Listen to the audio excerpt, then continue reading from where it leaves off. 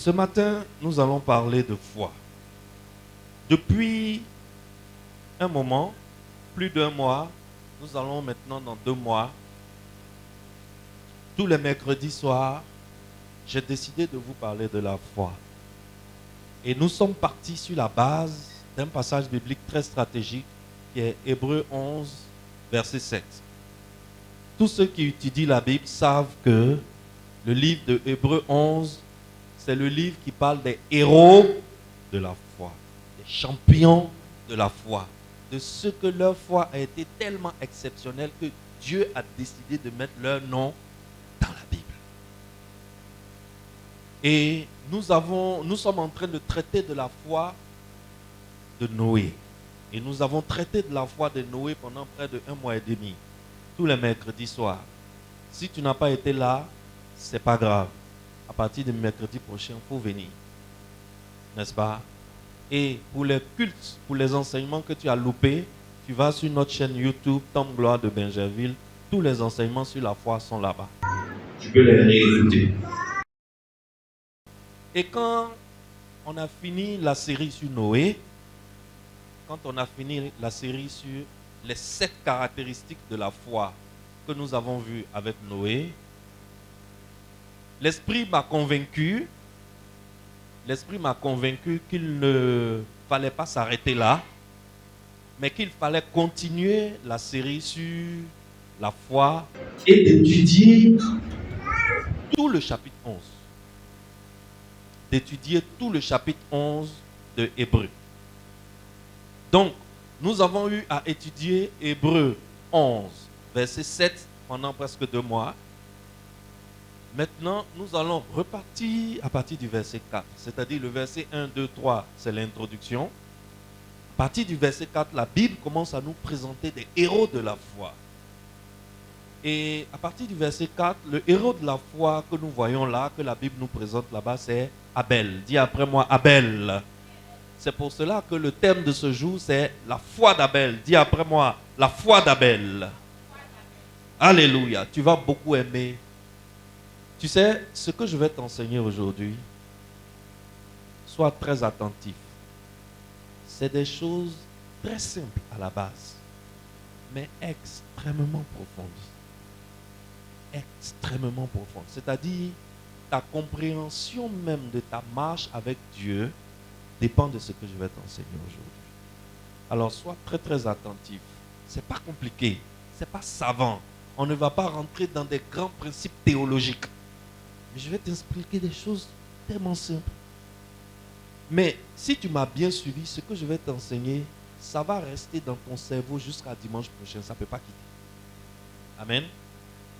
Lisons ensemble Hébreux 11, verset 4. C'est par la foi qu'Abel offrit à Dieu un sacrifice plus excellent que celui de Caïn. C'est par elle qu'il fut déclaré juste, Dieu approuvant ses offrandes. Et c'est par elle qu'il parle encore, quoique mort. Père, merci pour ta parole. Merci pour ta sainte parole. Merci pour les trésors qui sont cachés dans ta parole.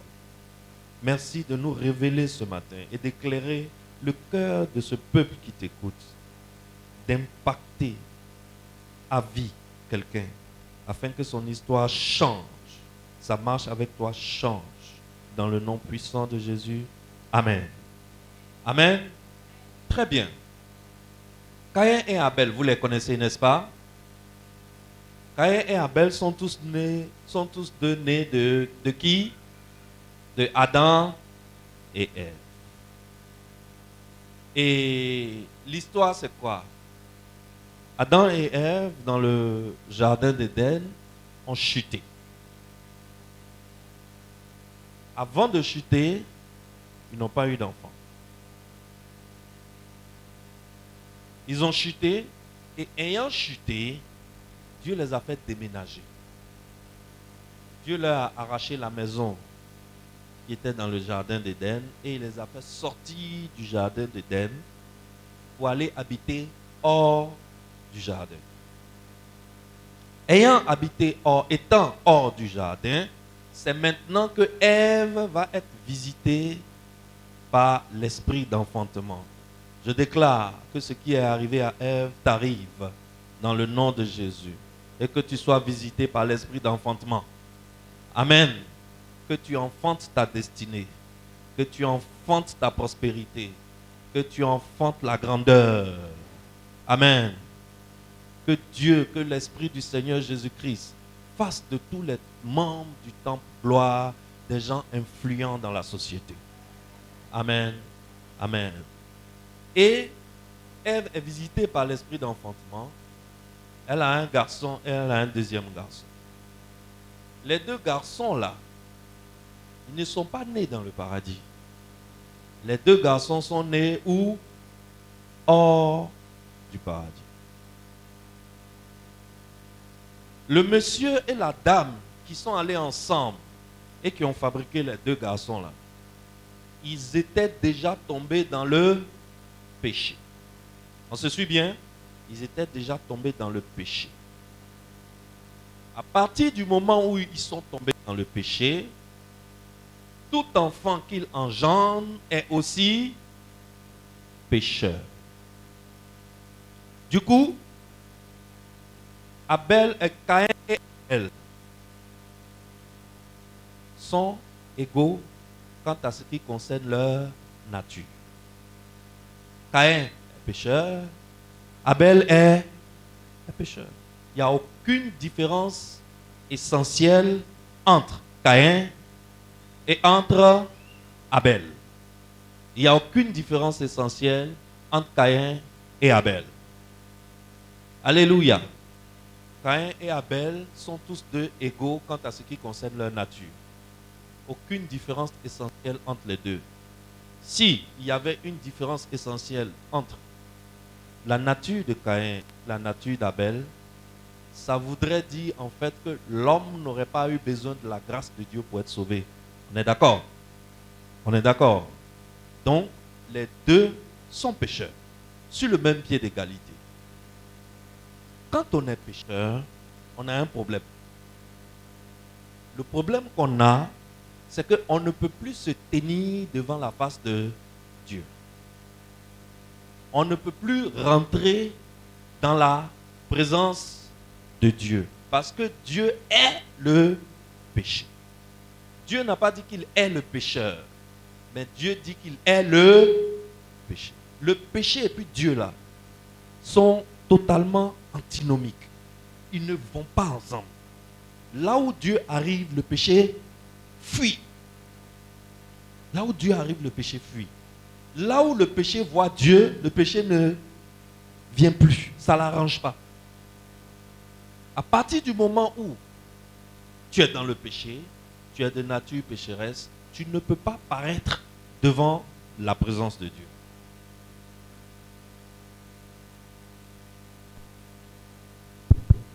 Tu sais, l'homme, que tu le veuilles ou non, à un certain moment de ta vie, tôt ou tard, tu vas ressentir le besoin de t'approcher de Dieu. Tu vas ressentir le besoin.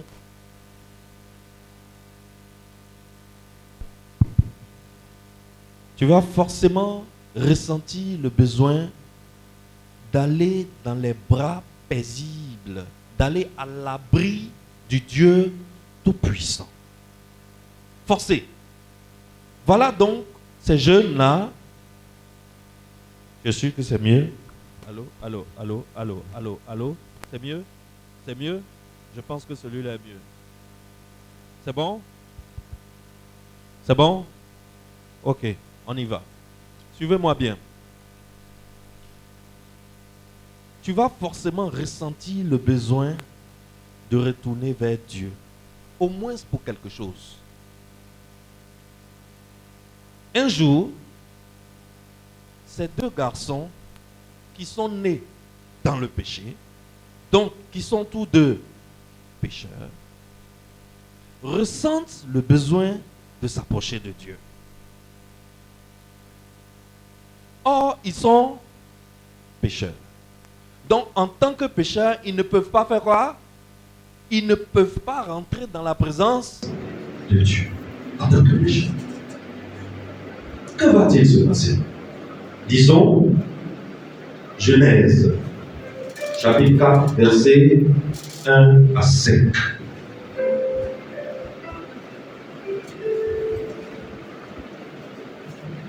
Je lis. Adam connut Ève, sa femme. Elle conçut et enfanta Caïn et elle dit, j'ai formé un homme avec l'aide de l'Éternel. Elle enfanta encore son frère Abel. Abel fut berger et Caïn fut laboureur. Au bout de quelque temps, Caïn fit à l'Éternel une offrande des fruits de la terre.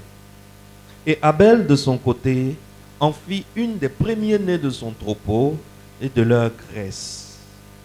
L'Éternel porta un regard favorable sur Abel et sur son offrande. Mais il ne porta pas un regard favorable sur Caïn et sur son offrande. Ah, on a un problème ou bien on n'a pas un problème? On a un problème, non? Voici deux personnes. On a dit tout de suite que les deux personnes étaient de même nature. C'est-à-dire la nature du péché. Les deux étaient pécheurs. Donc, il n'y avait aucune différence essentielle entre Caïn et Abel. Les deux ressentent le besoin de s'approcher de Dieu. Que vont-ils faire? Ils vont choisir de faire un sacrifice. Ils vont choisir le sacrifice. Lorsqu'ils font le sacrifice, deux personnes de même nature, deux personnes égales, deux personnes que rien ne différencie essentiellement, les deux personnes font un sacrifice, mais le sacrifice de un est accepté et le sacrifice de l'autre n'est pas accepté. D'où vient, on se rend compte donc qu'il y a une différence entre ces deux hommes. Brusquement, il n'y avait pas de différence entre les deux hommes au départ, à cause de leur nature, mais arrivé où on est là, quand on est rentré à faire des sacrifices, là, on s'est rendu compte que il y a une différence entre les deux hommes. La question que tu vas me poser alors, c'est d'où vient leur différence? On se rend compte que leur différence vient essentiellement de leur sacrifice. Est-ce que quelqu'un me suit? Ça vient de leur sacrifice. Quand tu considères la nature de Caïn et la nature d'Abel, il n'y a aucune différence. Mais lorsque tu considères le sacrifice de Caïn et le sacrifice d'Abel, il commence à avoir une grande différence. Ça veut dire que dans cette histoire, il ne s'agit pas d'Abel, mais il s'agit du sacrifice d'Abel. On est d'accord? Il ne s'agit pas de Caïn, mais il s'agit du sacrifice de Caïn. Donc, voilà deux hommes à la nature déchue. Voilà deux hommes pécheurs, mais qui ressentent le besoin de se rapprocher de Dieu. Quel chemin empruntent-ils? Ils empruntent le chemin du sacrifice. La question que je te pose donc, c'est par quel chemin un homme à la nature déchue qui prend conscience de son état, qui se rend compte qu'en fait, il n'est que pécheur. En tant que pécheur, il ne peut pas rentrer dans la présence de son Créateur. En tant que pécheur, il est séparé de Dieu. Mais il ressent quand même le besoin d'aller vers Dieu. Quel est le chemin qui existe pour cette personne? Il existe le chemin du sacrifice. Il existe le chemin du sacrifice. Il peut le faire par le moyen d'un sacrifice. C'est la première leçon que nous tirons de cette histoire. Un homme qui prend conscience qu'il est pécheur et que en tant que pécheur, il n'y a rien qu'il puisse faire pour changer sa situation et qu'il ne peut plus rentrer dans la présence de son Créateur, mais il a besoin de rentrer dans la présence de son Créateur, il peut présenter au Créateur un sacrifice. Quand c'est comme ça, ce n'est pas la personne qui apporte le sacrifice qui est importante, mais c'est le sacrifice lui-même qui devient important. Dieu ne s'intéresse plus à la nature, ou bien Dieu ne s'intéresse pas à la nature de celui qui apporte le sacrifice, mais Dieu s'intéresse il s'intéresse au sacrifice. C'est ici que se trouve la vérité sur la vraie position d'un pécheur devant Dieu. Nous, en tant que pécheurs devant Dieu, voici notre position. Nous sommes des pécheurs. Nous sommes de nature pécheresse. En tant que pécheurs, parce que nés d'Adam et Ève, il n'y a rien qu'on puisse faire qui puisse nous permettre de rentrer dans la présence de Dieu. Il n'y a rien qu'on puisse faire qui puisse nous permettre de rentrer dans la famille de Dieu. Il n'y a rien qu'on puisse faire qui puisse nous permettre de nous tenir debout devant la face de Dieu. Mais quand nous ressentons le besoin de nous rapprocher de lui, par cet exemple qui existe dans la Bible, nous voyons qu'il existe un moyen. Le moyen, c'est de présenter un sacrifice à Dieu. C'est de présenter un sacrifice à Dieu. Alors, à cause du péché qui est sur toi, quand Dieu te voit, Dieu voit le péché. Qui dit péché, dit jugement, dit condamnation, dit mort. Le salaire du péché, c'est quoi? Le salaire du péché, c'est la mort. Alors, étant déjà mort aux yeux de Dieu parce que tu es pécheur, quoique tu es physiquement vivant, lorsque tu es pécheur, Dieu lui te voit comme mort.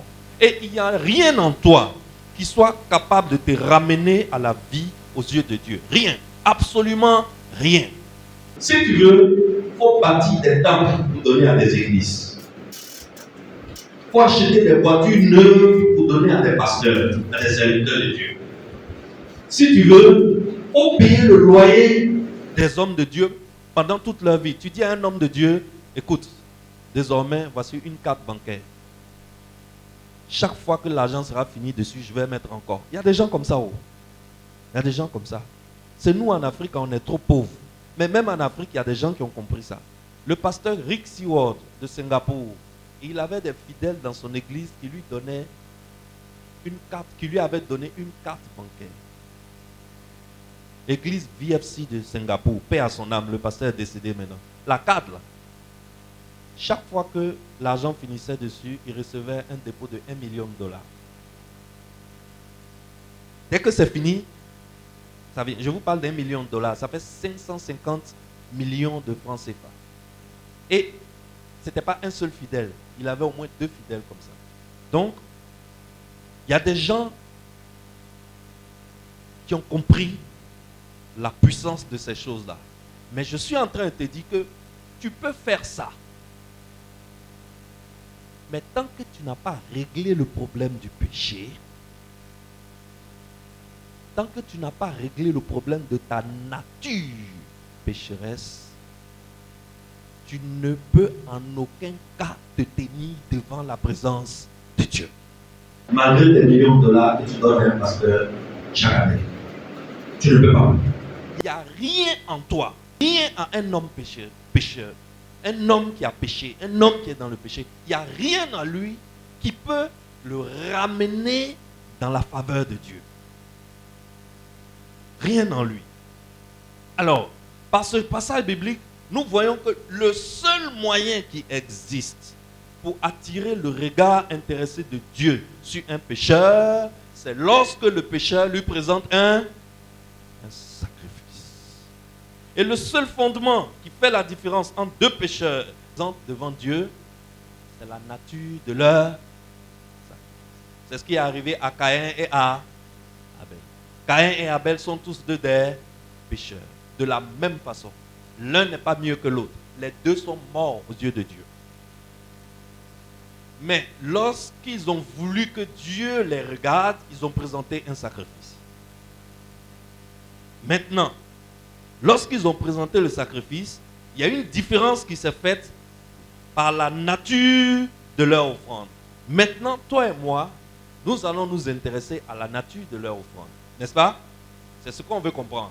Pourquoi une offrande a été acceptée et pourquoi l'autre offrande a été rejetée. Lisons Genèse 4, verset 3 à 5. On avait déjà lu, mais on va prendre cette fois-ci juste le verset 5. Genèse 4, 3, 4 et 5. On l'a. Au bout de quelque temps, Caïn fit à l'Éternel une offrande des fruits de la terre. Et Abel, de son côté, en fit une des premiers-nés de son troupeau et de leur graisse. L'Éternel porta un regard favorable sur Abel et sur son offrande. Porta pas un regard favorable sur Caïn et sur son offrande. Voici la nature de leur sacrifice. Caïn, la Bible dit que Caïn a présenté des fruits de la terre. De son côté, Abel a présenté les premiers-nés de son troupeau. Pour Caïn a été rejeté. Pour Abel a été accepté. Pourquoi pour Caïn a été rejeté? Pourquoi pour Caïn a été rejeté? Je vais te montrer pourquoi le sacrifice de Caïn n'a pas été approuvé. Remontons un peu dans l'histoire. Lisons Genèse chapitre 3, verset 17. Genèse chapitre 3, verset 17. Dieu dit à l'homme, il dit à l'homme, puisque tu as écouté la voix de ta femme et que tu as mangé de l'arbre au sujet duquel je t'avais donné cet ordre, tu n'en mangeras point. Le sol sera maudit à cause de toi. Il ne faut pas oublier ça. Apparemment, Caïn a oublié ça. Le sol sera quoi? Par le péché de son papa Adam, le sol a été maudit. Si le sol a été maudit, les fruits qui sortent de ce sol aussi sont maudits. On est d'accord? Comment peut-on offrir à Dieu une offrande maudite? Caïn n'a pas pensé à ça. Nulle personne ici parmi vous n'offrirait ni à son père, ni à sa mère, ni à sa femme, ni à quelqu'un qui l'aime un cadeau maudit. N'est-ce pas? Un cadeau maudit. Avant d'offrir les fruits de son champ à Dieu, Caïn devait auparavant faire quelque chose pour ôter la malédiction qui frappe les fruits qu'il est en train d'offrir. Est-ce qu'on se suit? Les fruits qu'il est en train d'offrir là, il y a une malédiction dessus. Il y a quelque chose que Caïn devait d'abord faire pour enlever la malédiction avant d'offrir de tels fruits à Dieu. Qu'est-ce que Caïn devait faire? Dieu a un principe éternel en face du péché. Le principe éternel de Dieu, c'est que pour pardonner le péché, il faut quoi? Il faut du sang. Il faut que du sang soit versé. Il faut qu'une vie soit prise. Hébreux chapitre 9, verset 22. Or, d'après la loi, presque tout est purifié avec du sang. Et s'il n'y a pas de sang versé, il n'y a pas de pardon. On se suit?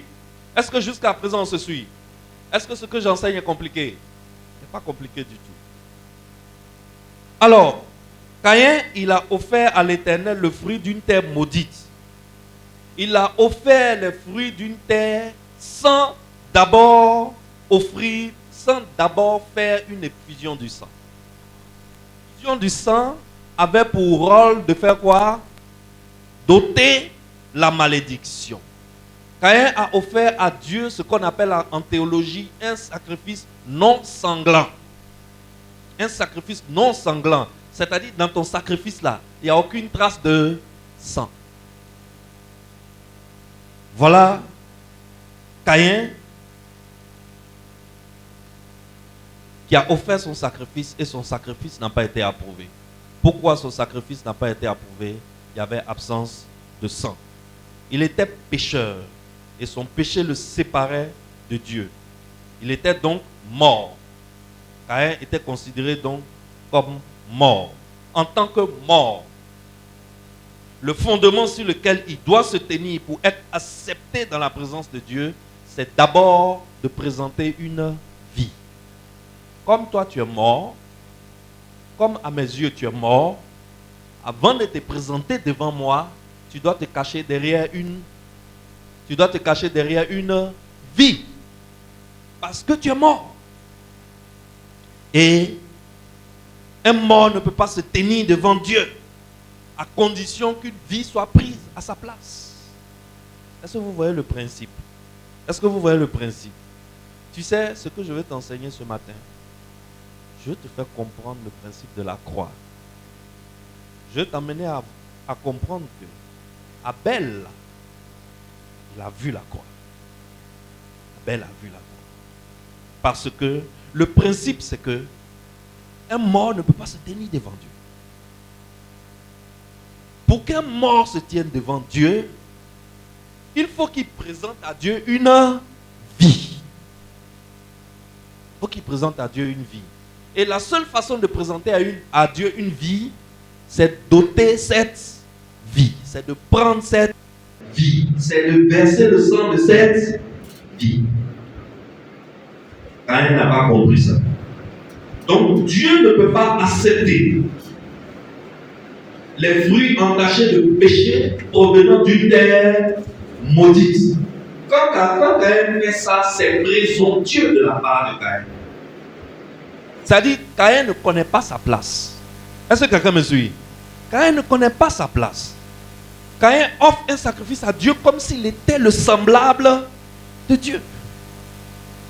Tu n'es pas le semblable de Dieu. Tu es mort. Tu es séparé de Dieu. Là où toi tu rentres là, Dieu sort. Là où Dieu rentre là, toi tu es obligé de sortir. La seule façon pour que tu rentres dans la présence de Dieu, c'est de présenter une vie. C'est de prendre une vie. C'est de verser du sang. Et l'offrande de Caïn, qui était quand même le travail d'un fruit, le fruit d'un travail pénible. Personne n'a dit que Caïn a eu ses fruits facilement. Est-ce que c'est facile d'aller au champ? Non. Il a été au champ. Il a abattu des arbres. Il a déraciné ces arbres-là, enlevé les souches, labouré le sol, désherbé, etc. Planté. Il a arrosé, en attendant que ça pousse. Ça a poussé, il est allé récolter. Les fruits que Caïn a offerts à Dieu n'étaient pas des fruits pourris. C'était des fruits très bons. Mais un pécheur non pardonné qui se présente devant Dieu avec un sacrifice non sanglant ne peut pas être approuvé. Quand nous considérons le ministère de notre Seigneur Jésus-Christ lui-même, on peut constater que si Jésus n'était pas mort à la croix, tout le travail qu'il avait fait là allait être absolument inutile. Absolument inutile. Si Jésus n'avait pas été tué à la croix, la relation qu'il existe entre Dieu et les hommes qui avait été brisée par le péché, par l'entrée du péché, n'allait jamais être rétablie. Si le sang de Jésus n'avait pas coulé. Si Jésus... La Bible dit que Jésus a été de lieu en lieu durant toute sa vie. C'est vrai. Et on l'a constaté. Mais la seule chose qui a déchiré le voile, c'est quoi? C'est quoi? C'est la mort de Jésus. Le voile ne pouvait être que déchiré que par la mort de Jésus. N'est-ce pas? Si Jésus avait continué jusqu'à présent à aller de lieu en lieu faisant le bien, le voile serait resté fermé. Et en restant fermé, ça nous empêche, nous les pécheurs, de rentrer dans la présence de Dieu. Et c'est ce que Caïn n'a pas compris. C'est ce que Caïn n'a pas compris. Caïn n'a pas compris sa position vis-à-vis de Dieu. Et malheureusement, Caïn a fait beaucoup de disciples qui sont encore là aujourd'hui, de notre temps. Il a fait beaucoup de disciples qui continuent de ne pas être conscients de leur état de pécheur et de ce que ça implique. Les gens vivent sans tenir compte de leur vraie position devant Dieu. Ça ne les intéresse pas. Leur position devant Dieu ne les dérange pas. Ils sont assis chez eux et Ils ignorent tout de leur condition de pécheur. C'est pour cela que nous avons le devoir d'aller le leur annoncer. D'aller le leur dire. D'aller leur dire que, qu'ils le savent, qu'ils le sachent ou non, qu'ils l'acceptent ou non, nous descendons tous de Adam et de Ève. Donc nous sommes pécheurs. En tant que pécheurs, notre position devant Dieu, c'est que nous sommes morts et séparés de Dieu. La seule option qui nous reste pour nous rapprocher de Dieu, c'est de présenter un sacrifice à Dieu, mais ce sacrifice doit contenir du sang. Il faut que ça soit un sacrifice sanglant. C'est pour cela que le sacrifice d'Abel, lui, a été approuvé par Dieu. Il y avait du sang. Et ce n'était pas n'importe quel sang. La Bible dit qu'Abel a présenté les sangs des premiers-nés de son troupeau. Abel a compris que on ne donne pas à Dieu le reste de ses revenus ou bien les miettes de ses revenus. Abel a compris que pour attirer le regard de Dieu, pour intéresser Dieu, pour captiver l'attention de Dieu, on lui donne la première partie de ses revenus, qui est la partie la plus importante. On ne gagne pas son argent. On finit de faire la fête en bouffant des centaines de millions à s'acheter de belles choses. Et on vient à l'église, on fait une enveloppe de 200 000. On dit, pasteur, prends. Dieu m'a un peu béni. Dieu m'a un peu béni.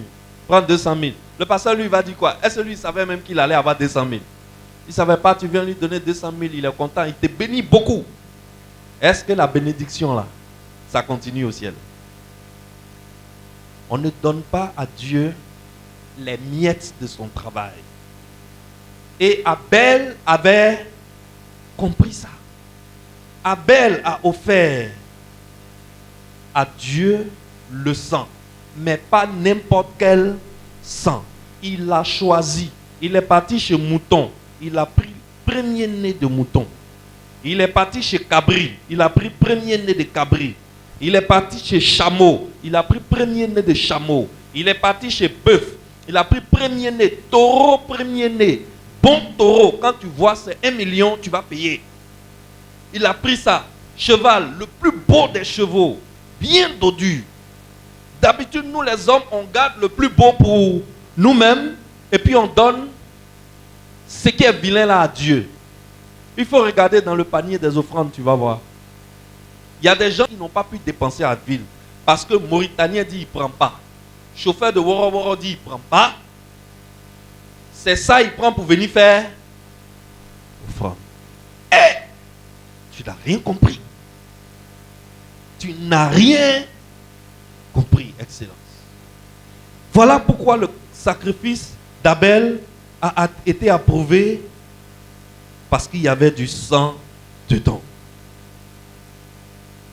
Caïn et Abel, tous deux pécheurs, donc de même nature, d'où vient que Abel, lui, il a eu la révélation que Caïn n'a pas eue? C'est la question que tu vas me poser, n'est-ce pas? Même papa, même maman. Tous nés sur la même terre, une terre maudite. Tous deux nés d'un père et d'une mère pécheurs. Tous deux ressentent le besoin de se rapprocher de Dieu. Et tous deux décident de faire un sacrifice. Il y a un qui a eu la révélation de sa position vis-à-vis de Dieu et qui a donné un sacrifice convenable. Il y a un qui n'a pas eu la révélation de sa position vis-à-vis de Dieu et qui a donné un sacrifice qui n'a pas été accepté. D'où vient la révélation d'Abel? Et pourquoi Caïn, lui, il n'a pas eu cette révélation? Il y a un ingrédient capital dans la marche avec Dieu que Abel avait et que Caïn n'avait pas.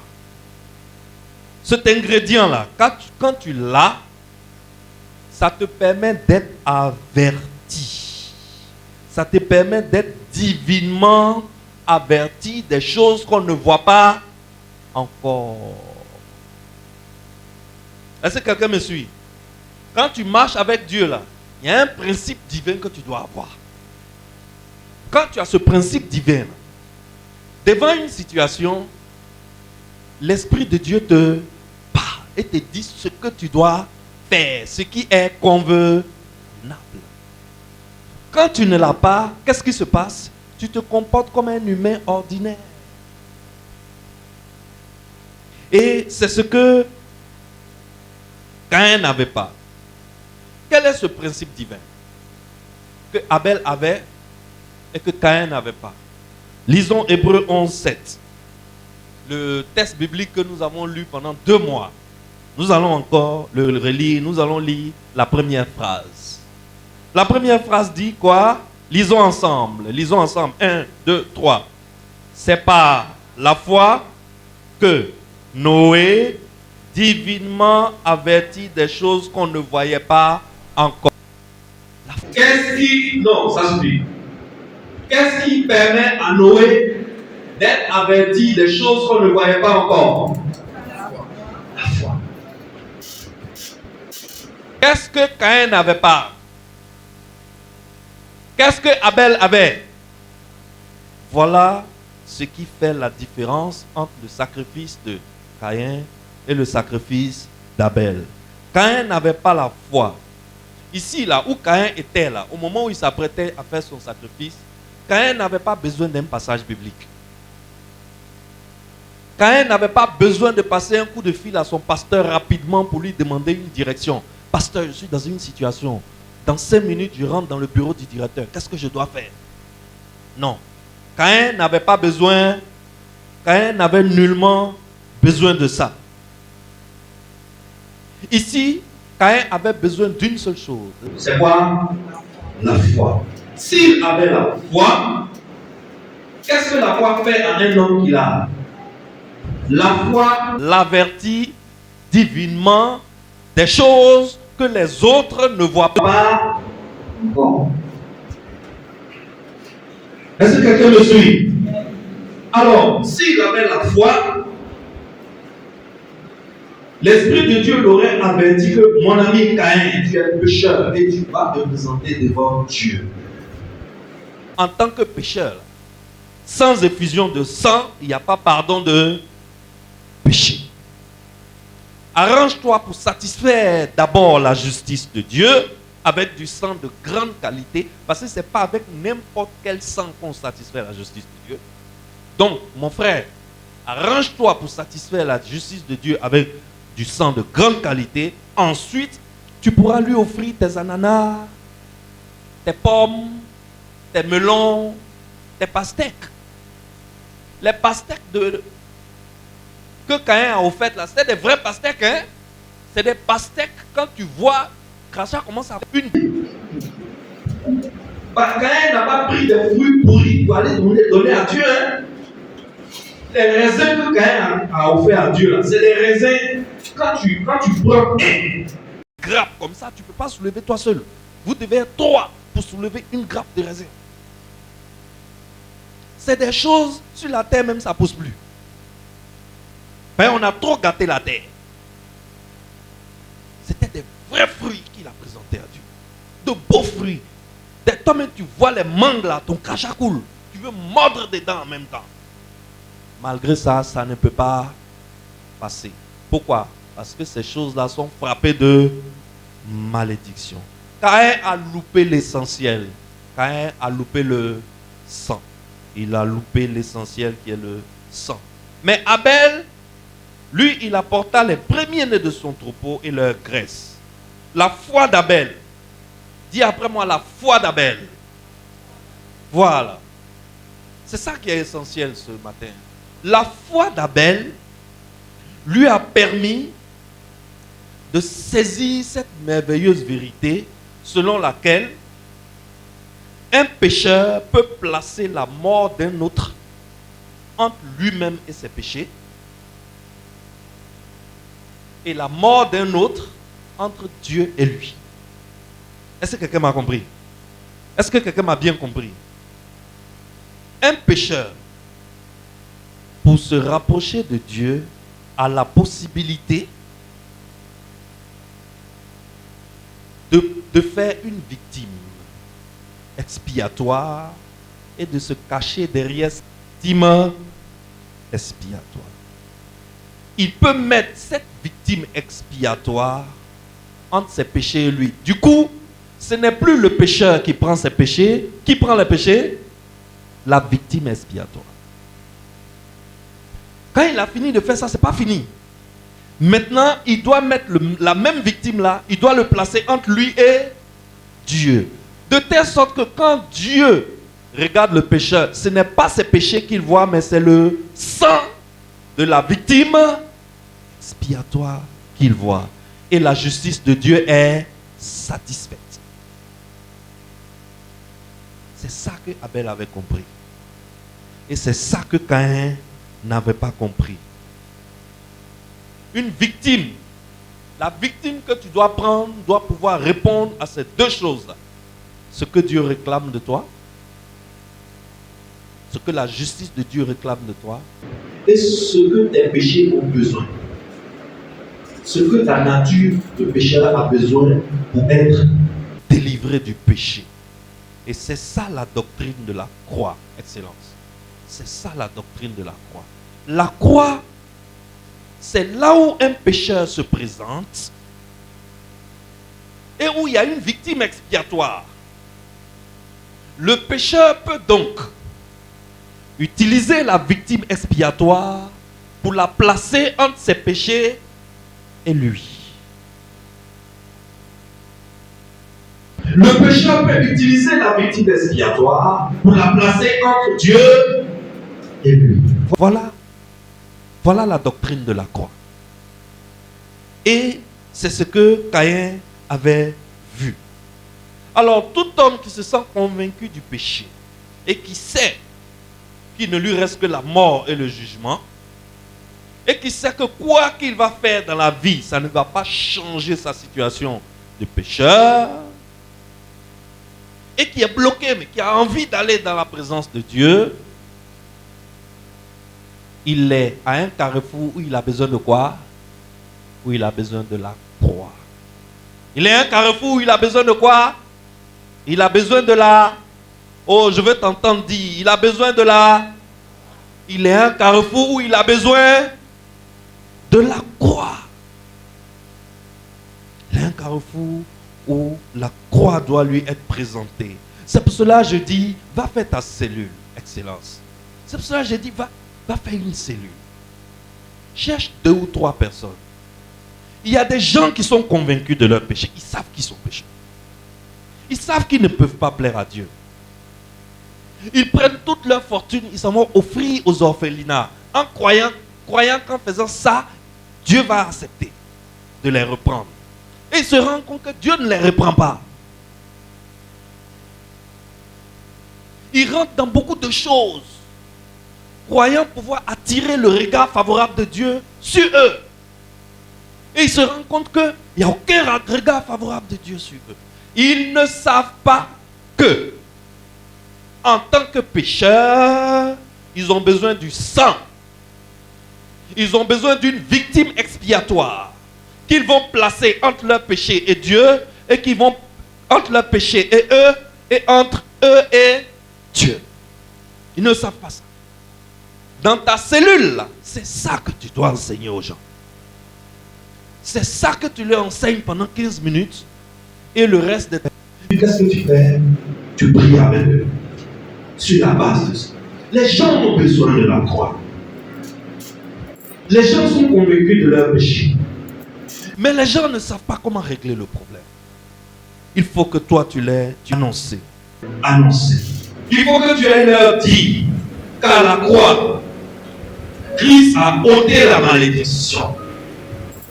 Il a fait disparaître la mort. Il a fait disparaître le jugement.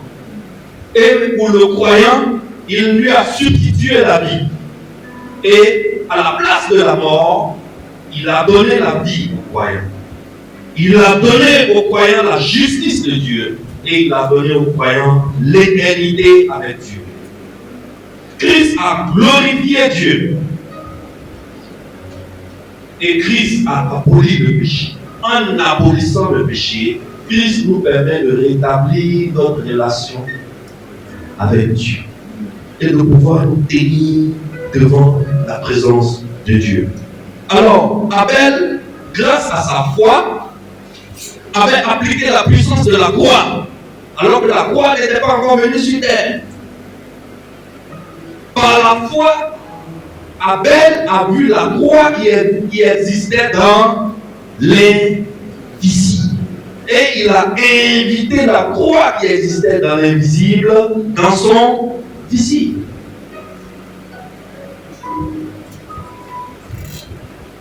Il a placé la mort d'une victime entre lui et ses péchés et la mort de la même victime entre ses péchés et la justice de Dieu. Abel méritait la mort, mais Abel a trouvé un substitut à sa mort. Excellence, c'est ça la croix. La croix te donne un substitut afin que toi tu ne meurs plus, mais que le substitut meure à ta place. Excellence. Il en est de même pour tout pécheur qui est accusé et qui est condamné par ses propres péchés. Christ est son substitut. Christ est la plus excellente victime que chaque pécheur doit placer entre le péché et lui et entre Dieu et lui. Christ est ton tout en réalité. Il n'y a que le parfait sacrifice du Fils de Dieu qui puisse mettre le cœur et la conscience du pécheur à l'aise. Excellence. Il n'y a que le parfait sacrifice du Fils de Dieu que le pécheur peut présenter à Dieu pour pouvoir se tenir dans sa présence. Et tous ceux qui par la foi saisissent cette divine réalité, ils vont jouir déjà du paradis sur cette terre d'abord, dans ce monde. C'est-à-dire tu seras dans ce monde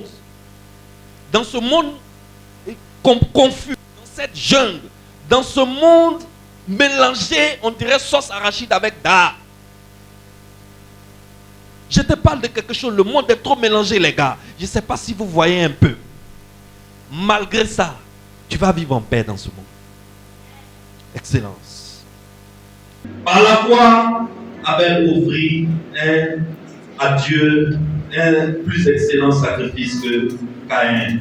Excellence. Désormais, quand tu lis ce passage, tu comprends mieux, non? Désormais, quand tu lis ce passage, tu comprends mieux. Caïn n'avait pas la foi. Abel avait la foi. Quand tu n'as pas la foi, tu offres un sacrifice non sanglant. Quand tu as la foi, tu offres un sacrifice sanglant. Je veux dire à quelqu'un ce matin que Christ est la vie. Et il n'existe pas une étincelle de vie en dehors de Christ. Hors de Jésus-Christ, tout est mort. La Bible dit en Jean 1,4, en lui était la vie. Et la vie était la lumière des hommes. En Jésus-Christ et en aucun autre. Excellence, tu es en train de chercher une religion, tu vas adorer Dieu. Écoute bien ce que je te dis. En Jésus-Christ seul est la vie. La Bible dit en lui était la vie et la vie était la lumière des hommes. Il ne faut pas te fatiguer pour aller adorer autre chose. Tu vas perdre ton temps et tu vas perdre ta vie. Parce que de toutes les façons, où tu es actuellement, tu es déjà mort. C'est parce que tu es vivant physiquement que tu crois que tu es vivant. Quand Dieu lui te regarde, Dieu voit un mort. Pour pouvoir cliquer sur le bouton vie, tu as besoin d'un sacrifice sanglant que tu dois présenter à Dieu. Et le meilleur, l'excellent sacrifice sanglant qui existe, que Dieu a mis à notre disposition, c'est Jésus-Christ. Excellence, présente Jésus-Christ comme victime expiatoire pour tous tes péchés. Quand Dieu voit la mort de son Fils, quand Dieu voit le sang de son Fils, Dieu est alors disposé à jeter un regard favorable sur ton cas. Excellence, toutes les choses que tu vas faire, règle d'abord le problème du péché avant d'aller les faire. Sinon, tu les fais de façon inutile. Caïn était fâché contre Abel, mais Caïn se fâche pour rien. Parce que Dieu n'a pas approuvé le sacrifice d'Abel à cause d'Abel. Dieu, il n'a pas approuvé le sacrifice d'Abel à cause de Abel. Dieu, il n'a pas désapprouvé le sacrifice de Caïn à cause de Caïn. Caïn a mal fait son sacrifice en offrant ce qui n'était pas convenable.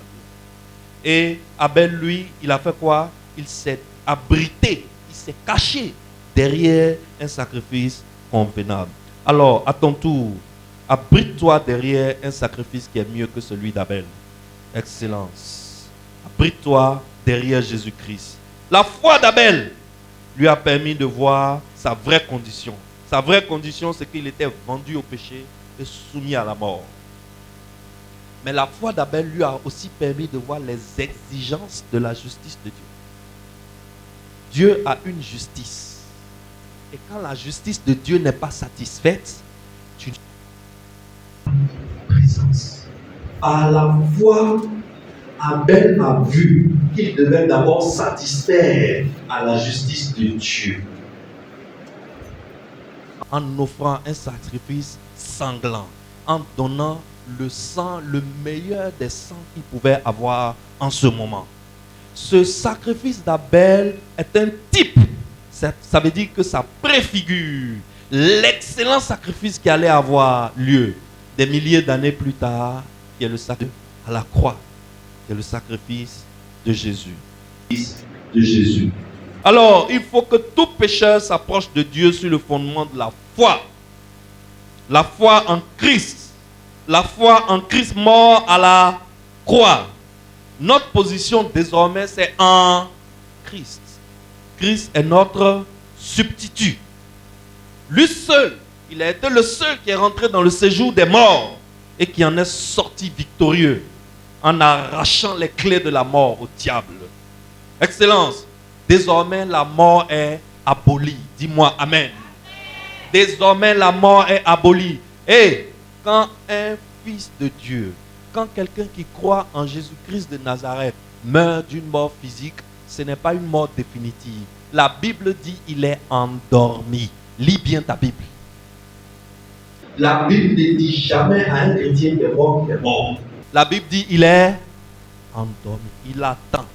Nous sommes ici, nous attendons juste le retour de celui qui nous a donné la vie, celui qui a aboli notre mort, celui qui a réglé notre problème du péché et celui qui nous a permis de rétablir notre relation avec Dieu, grâce à qui nous pouvons encore rentrer dans la présence du Dieu juste.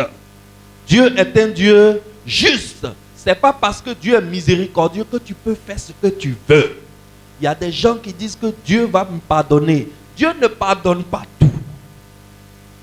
Dieu est d'abord un Dieu juste.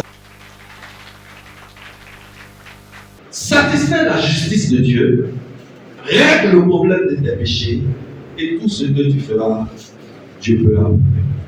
Acclame pour ce Dieu.